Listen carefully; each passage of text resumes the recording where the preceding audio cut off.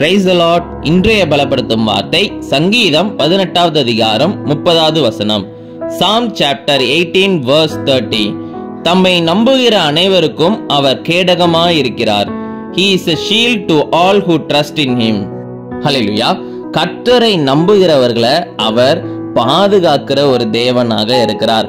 அவர் ஒரு நாளும் கைவிட மாட்டார். சில சூழ்நிலைகள், சில காரியங்கள்லாம் எதிர்த்து வந்து நின்னாலும் அவர் நமக்கு ஒரு பாதுகாப்பை கொடுக்கிற தேவனாக இருக்கிறார்.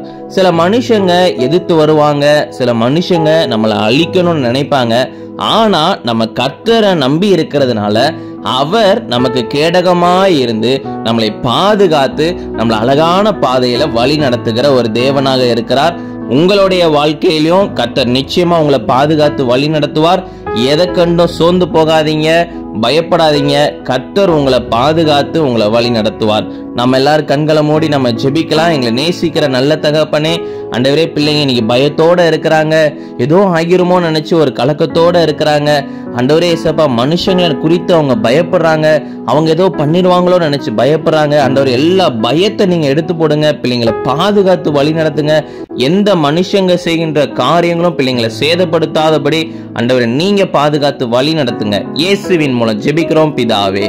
ஆமேன், ஆமேன், ஆமேன். உங்களை பாதுகாக்கிற கர்த்தர் உங்களோட கூட இருக்கிறார். பயப்படாம இருங்க. கர்த்தர் உங்களை பாதுகாத்து வழி நடத்துவார். God bless you. Have a wonderful day.